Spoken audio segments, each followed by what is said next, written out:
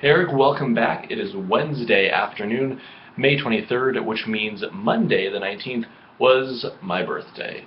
And I turned 23 years old, hashtag hag life, but I'm still here and it's a pretty sweet day to just get people to buy you drinks and tell you how awesome you are. So I decided to look up some of the background information on birthdays and found that pretty ubiquitously throughout all of the early cultures that I could find that had calendar systems, all of them marked the dates of the individuals in their lives that were important to them on the day that they were born and celebrated it every single year, which is kind of just a cool tradition. And I think, at least for me, one of the important things on those days once a year is just to remember all of the people that are important to you, because really it's a chance for them to celebrate you, right? It's not for you to celebrate you. The day is more for the other people around you, which, some people don't like getting their birthday celebrated. There's some underlying insecurities, or some people just don't really enjoy the prospect, or whatever it might be. But I would really encourage them to just step back and let the people around them live it up for them, just to say that they're happy that they're there. So something along the lines of births is that I think we can pretty much agree we all enjoy would be low infant mortality rates. So great birth rates, which we tend to enjoy here in the Western world, which is where we're at in the beautiful state of Washington.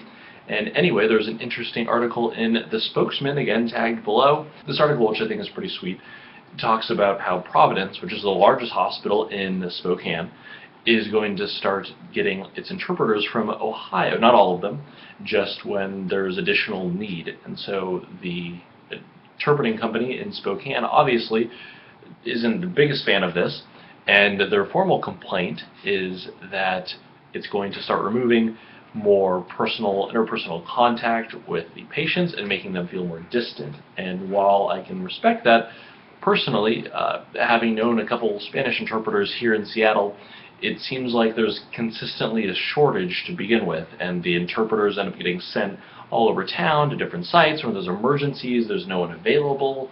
It just seems very problematic and stressful, and I don't know why the patients, most of all, should have to put up with this. So while I think that the interpreting company is touching on a sensitive and growing issue, I personally think that it's probably a great thing. But I wanted to get your perspective, especially since both your father or stepfather and mother are in the medical profession, and what kind of industry changes that you might see as an economic standpoint due to these new changes in how we conduct our medical business.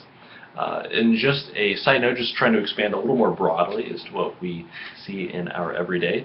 Bosnia recently had 3 months of rain in 3 days.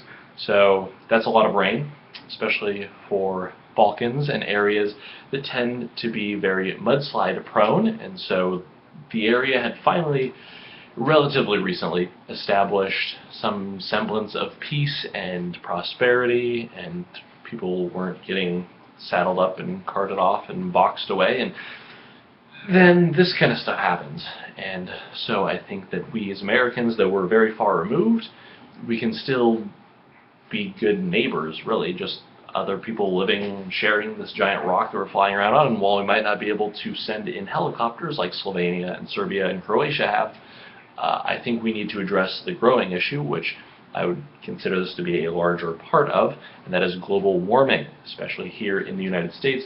We really need to cut back on these things.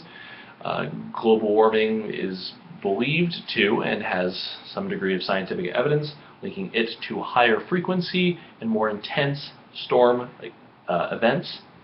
So I think that's a pretty strong link, and anyone that doesn't believe that there's a connection between human impact and the rise in global warming, you can disagree with that all you want. Whether or not you do, there are still over 14,000 scientific studies out on the matter, and over 97% of which say that global warming is a thing, it is real, and that it is caused by humans. So that's over 97% say that it's our fault. So we really just need to work on cutting back on this kind of stuff. There's a whole host of other issues that are occurring in the country as well, like the landmines left over from the war coming down in the mudslides and destroying towns, or possibly causing rescuers and rebuilders later on.